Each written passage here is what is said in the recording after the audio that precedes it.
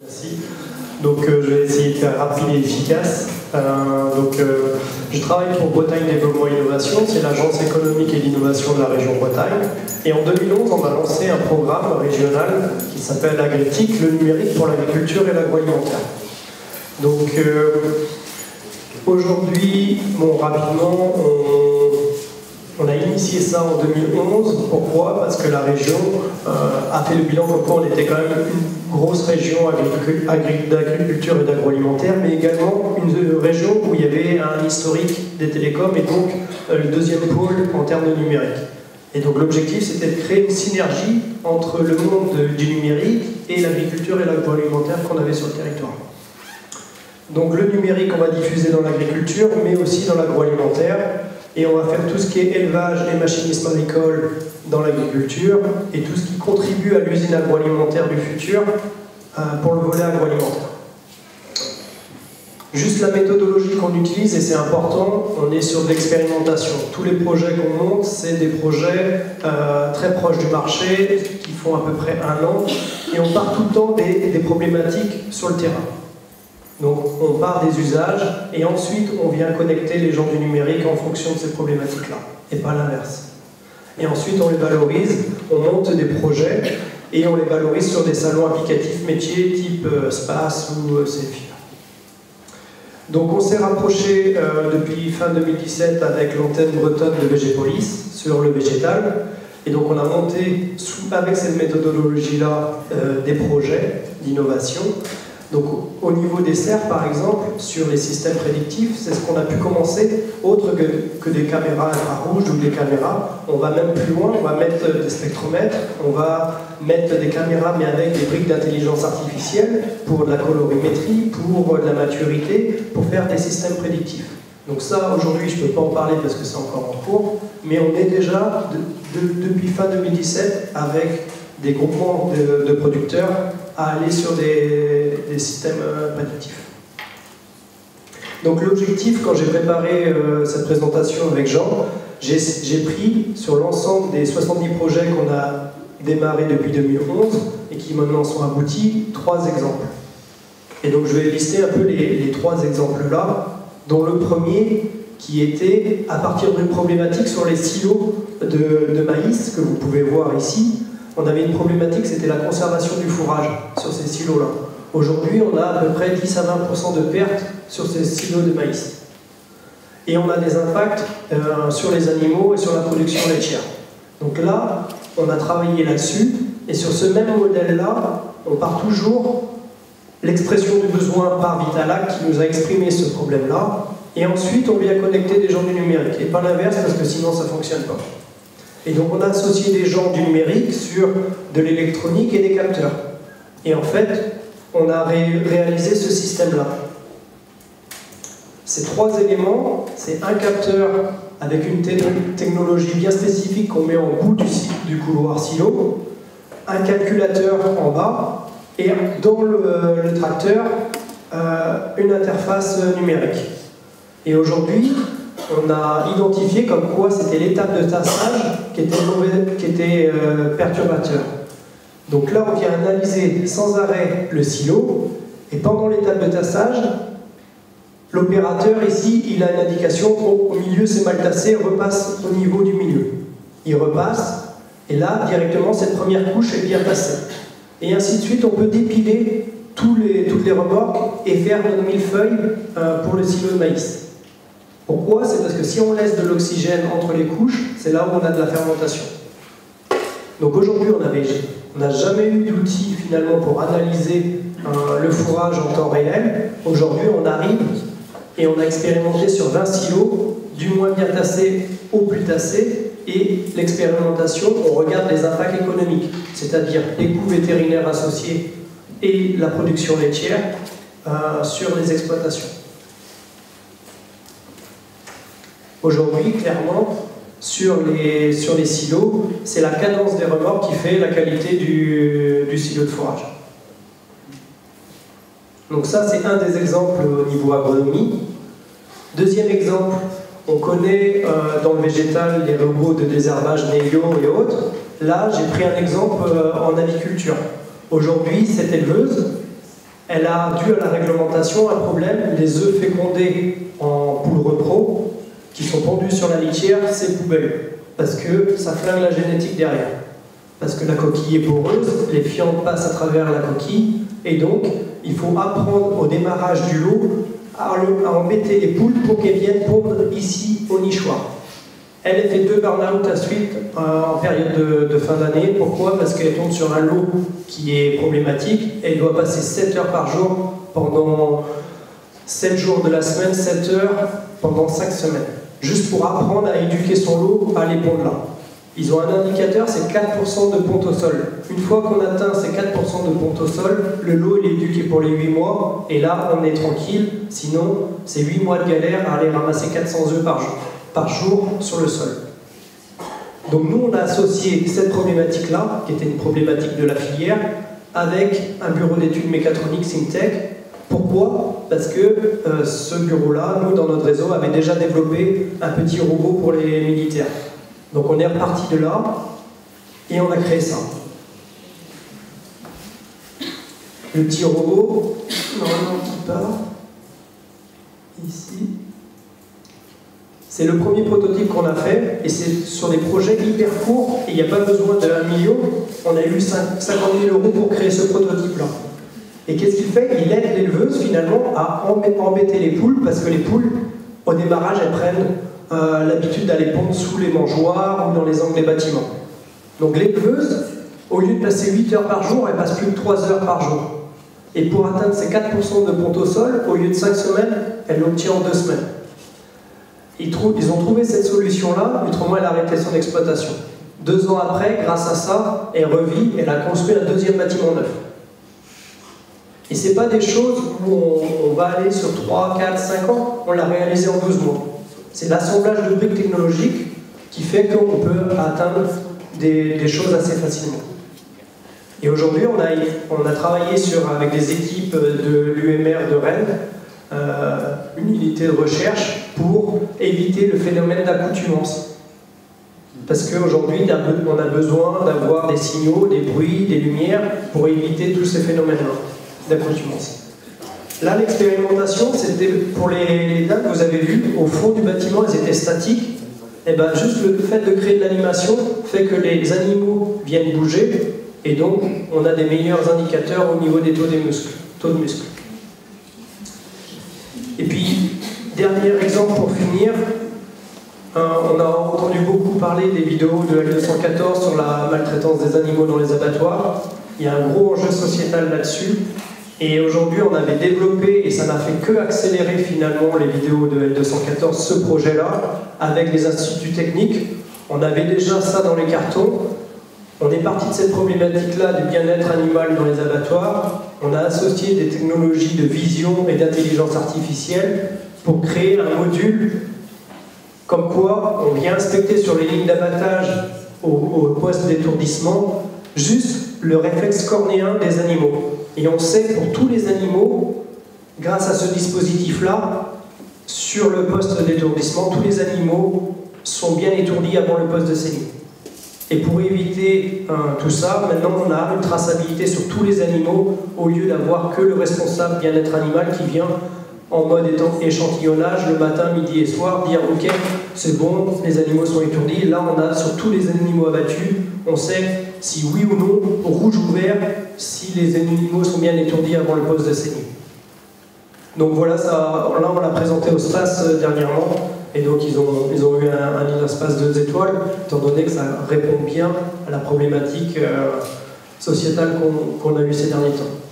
Et du coup, est-ce que vous en faites un outil de communication de la même manière que L214 a communiqué de manière virale à travers ses vidéos? Est-ce que vous allez utiliser également les outils digitaux pour montrer, pour faire valoir ces bonnes pratiques? C'est la suite derrière de ce projet-là, c'est qu'aujourd'hui les abattoirs et les grandes marques aujourd'hui que je ne peux pas citer, les abattoirs du Grand Ouest, s'équipent de ça, et pour valider cette opération-là d'étourdissement, d'avoir une traçabilité sur tous les animaux, et après derrière répondre aux nouvelles normes de bien-être animal sur lesquelles ils ont aujourd'hui. Parce que dans le procédé, vous identifiez bien donc les animaux qui sont correctement étourdis.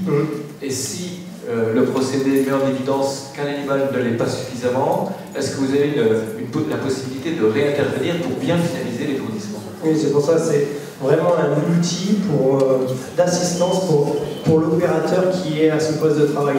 L'objectif, c'est que 100% des animaux soient parfaitement étourdis quand ils arrivent à la phase finale, c'est ça. Et aujourd'hui, pour gagner en efficacité, on est obligé d'avoir des briques d'intelligence artificielle pour atteindre 98-99% d'efficacité de ce système. On a fait le tour? Super. Alors,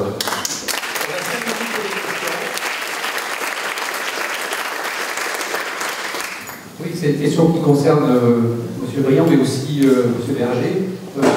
Ça concernerait l'histoire qu'on doit raconter. Parce que, est-ce qu'on a vu des systèmes très performants, multi-capteurs, qui permettent de conduire sur des cultures, soit bien maîtrisées par l'élevage, par exemple l'élevage ou l'abattage.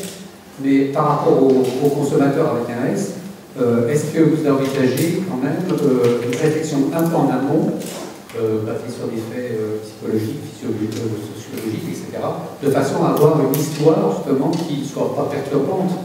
Parce que, par exemple, si on prend une culture hors sol extrêmement multi-capteur, est-ce que ce n'est pas finalement un système qui risque d'inquiéter, voire d'effrayer le Oui, alors, effectivement, je pense que quand on doit raconter une histoire, il faut d'abord savoir quelle histoire on veut raconter. Alors, on est aussi dans l'idée, je pense, on est tous d'accord, c'est qu'on raconte une histoire, on ne doit pas raconter des histoires. C'est-à-dire qu'aujourd'hui, moi, j'ai pas de mal à faire la conjonction entre l'ultra-modernité, l'intelligence artificielle et le végétal et la plante, où on a toujours l'impression que parce qu'elle pousse dans la terre et qu'elle pousse toute seule, qu'elle est forcément meilleure. L'histoire qu'on doit raconter, c'est par rapport à ce qu'attend aussi le consommateur. C'est que si le consommateur, lui, il attend que sa tomate ou son concombre n'ait pas d'impact négatif sur son environnement, que la tomate et le concombre n'ait pas fait l'objet d'un traitement quelconque, qu'elle lui apporte toutes les valeurs nutritionnelles qu'il attend, qu'il lui apporte le goût, les saveurs qu'il attend. On peut tout à fait lui raconter, quel que soit le mode de production, si, in fine, c'est exactement le produit qu'il attend. Moi, j'ai pas de difficulté à expliquer qu'on peut tout obtenir dans une serre ultra moderne. Voilà, que ce soit du sol ou que ce soit d'autres modes de production. Aujourd'hui, le consommateur, il attend d'être sécurisé sur son alimentaire, il attend d'être sécurisé sur un certain nombre de qualité de produits, mais aussi qu'il soit certain que ça soit produit dans des conditions qui n'ont pas d'impact négatif sur le personnel ou sur son environnement proche ou lointain. Et ça, je pense qu'il n'y a pas de raison à ce qu'on ne puisse pas lui répondre à travers une histoire qui est réelle, voilà, et qui n'est pas seulement, qui pourrait paraître seulement déguisée, parce que derrière elle est produite sous des carreaux à l'abri des regards. Merci Laurent. D'ailleurs, en complément à cette observation, je pense à Agricool qui cultive des fraises hors sol dans des conteneurs urbains. Et l'image très technologique est parfaitement intégrée à partir du moment où il y a tout un ensemble de garanties qui sont effectivement apportées autour du produit. Et donc, votre exemple est vraiment parfaitement adapté aux commentaires que je souhaite faire, notamment dans ce contexte d'information aux consommateurs. Et je voudrais vous faire part d'une situation que l'on connaît en Belgique, qui est liée à une coopérative de producteurs, notamment de fraises, qui ont mis en place un système pour étiqueter chacune des barquettes qui arrivent sur le marché avec un logo qu'on peut scanner et qui permet, à partir du scan, d'avoir l'information sur le producteur, sur la parcelle, même si on souhaite, qui est mise en culture et sur la façon de cultiver. Donc ça, c'est quelque chose qui existe pour le moment, qui a été mis en place par les producteurs de fraises de la région d'Anvers, au nord, à Ooststrand, et qui fonctionne relativement bien. Bien sûr, l'information est limitée, mais sur cette base-là, on peut certainement fidéliser aussi le consommateur s'il est content du produit ou si on lui explique que le produit peut varier d'une semaine à l'autre, parce que la fraise, c'est typiquement un produit très difficile à caractériser sur la grille. Parce que comme vous dites, c'est vivant et les facteurs du climat vont influencer. Mais à partir du moment où vous les connaissez, les influences, vous pouvez expliquer la raison pour laquelle la barquette de cette semaine est un peu moins sucrée, un peu plus acide qu'elle ne l'était la semaine précédente. Et là, ce sont des informations très importantes pour le consommateur. Sinon, il se détourne. S'il ne les a pas, il dit ouais, c'était pas bon et on n'y va plus. Donc, je pense qu'on est dans des démarches de ce type-là qui existent pour le moment à l'état, je vais dire peut-être un peu embryonnaire, mais qui peuvent certainement dans un contexte comme le vôtre. Parce que vous avez raison, vis-à-vis de l'environnement, vous êtes dans une situation qui est assez favorable sur Serre pour avoir une préoccupation environnementale plus marquée, tout en étant que le fait qu'il y ait une serre dans un environnement, ça défigure le paysage. Donc il faut savoir. On est dans ce contexte de réseau d'information et de segmentation, je vais dire, des consommateurs aussi. Donc je pense que c'était intéressant de le pour l'enseignement écotechnique du ministère de l'Agriculture. Moi, c'est simplement en termes de réflexion, c'est par rapport à tous les intervenants, merci aussi pour vos interventions, c'est la valeur morale de la parole donnée et l'information qui sert de référence issue de l'intelligence artificielle en termes d'éthique. C'est le consommateur, comme on l'a évoqué, recherche notamment avec des histoires à comprendre. Mais la relation à la nature, c'est quelque chose qui se développe de plus en plus. Et il s'interroge beaucoup, sans provocation, mais lorsque je regarde des équipements qui sont mis en œuvre au ministère, la réflexion que j'ai eue, je me dis, j'ai les mêmes équipements dans un hôpital quand on veut soigner un malade. Je me dis, on a beaucoup d'équipements en périphérie. Donc c'est la réaction du consommateur, je suis provocateur un peu.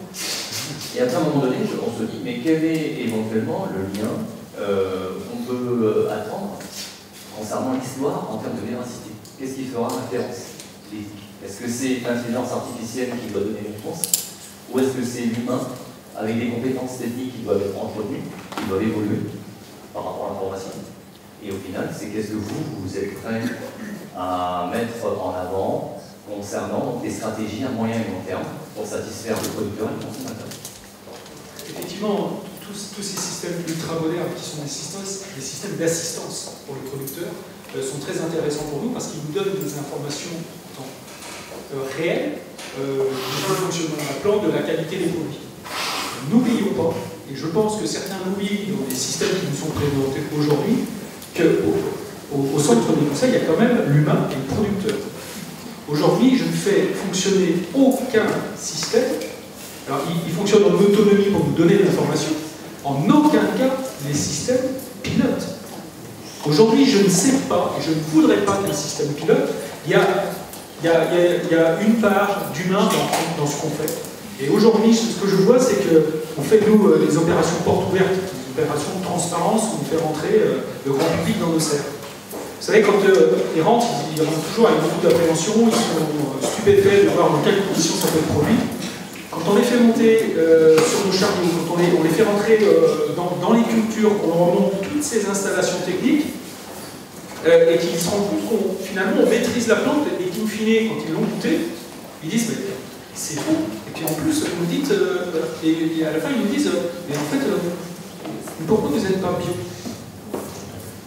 En fait, une fois qu'on a fait cette opération de transparence, on a laissé quand même de l'humain autour de tout ça, et les gens, on a répondu à une partie de ces inquiétudes qui pourraient dire, bah oui, mais si demain c'est l'intelligence artificielle qui pilote, il n'y a plus d'humain, oui, on peut peut-être se poser les bonnes questions, alors on regarde les films de science-fiction, on les connaît tous, voilà. Non, je reste persuadé quand même autour de tout ça, c'est que demain les producteurs seront encore présents. Voilà. Effectivement, on peut faire pousser des fraises dans des containers. On peut dire que dans les containers, ça peut pousser. Et effectivement, technologiquement, ça fonctionne. Mais à un moment donné, il faut ouvrir le container, il faut rentrer à l'intérieur, et puis il faut travailler. Et puis à chaque fois que vous ouvrez, vous faites rentrer à l'intérieur des nouveaux paramètres et des nouveaux critères qu'on n'avait pas forcément maîtrisés. Donc ça veut dire que ça vient perturber, voilà. Mais pour autant, on ne pourra pas faire sans l'humain. Rien ne remplacera l'œil de l'humain, et c'est pour ça qu'aujourd'hui, au lieu de passer 8 heures, elle passe que 3 heures, et c'est vraiment pour le bien-être éleveur, finalement, et ça reste un robot d'assistance.